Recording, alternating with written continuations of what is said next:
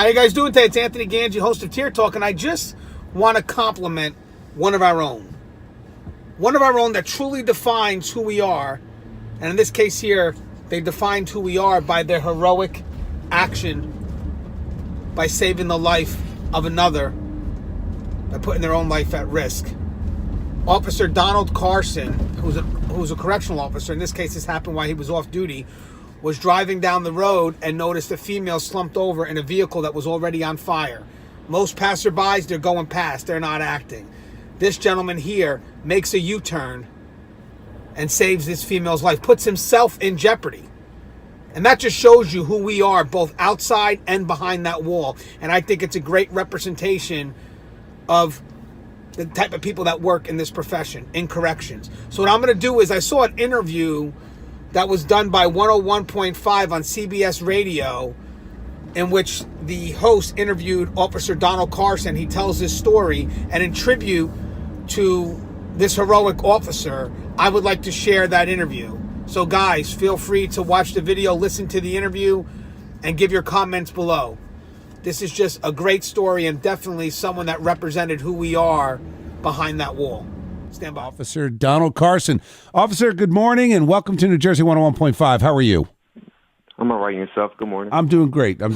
First of all, thank you for the service that you provide as a corrections officer. You know, I spend a lot of time with different events around the state, and it's always an honor, a privilege to speak to corrections officers. I don't think you guys get enough credit for the hard work that you do every single day when you put that uniform on. So thank you.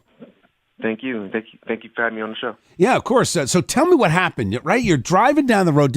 What'd you see first? The car, the flames? Like, tell me what was going through your mind. What happened as you pulled up? Yeah, as I was pulling up, I seen the car. The car was on fire.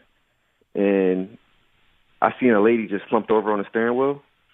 And I seen many cars just driving by, but no one was stopping.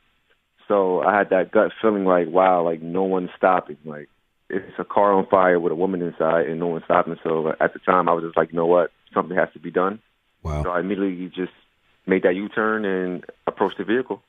So you were going the other direction?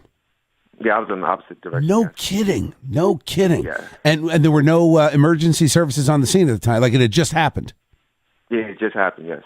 So her car was, it was like an accordion. It was terrible. Wow. What was her condition? So you get up to the car. What's the first thing you did? So the flames are starting to come up from the front of the car, and what'd you do? Well, when I seen the car, I approached the car slowly because, like I said, it was, the car was on fire and there was gasoline on the floor. So I was nervous because I didn't know what was going to happen, because you watch TV and when you watch shows, you see cars like blowing up and stuff. Like, I don't know if that really happens in real life, but that was my thought. Yeah, I'm sure. So when I approached the car, she was slumped over, so I had to like shake her a little bit to make sure she would move. So she was in shock. So once I was able to wake her up, I just removed the seatbelt and got her out. But like I said, I wanted to make sure her legs wasn't broken or she didn't have no injuries. Right. But she did have an injury with her wrist. So you dragged her out, and then what? Laid her down in the street. What? Was she able to walk? Yeah. No, I had to. She wasn't able to walk. I had to basically pick her up and bring her back towards my car. What was going through your mind when you looked back and you saw the car engulfed in flames?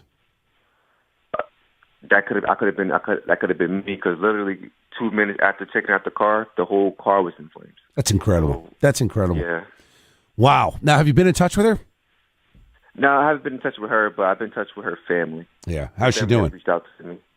She's doing. They said she's recovering well. She had to get surgery, but they said she's doing fine. Wow. Thank God.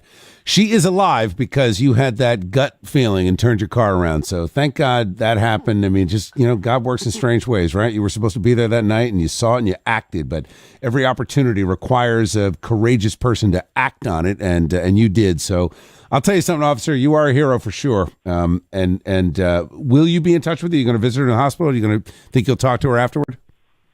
Yes, like once like I said, I'm in contact with her family, so just I'm keep in contact, and we'll go from there. But hopefully, I'll be able to visit her.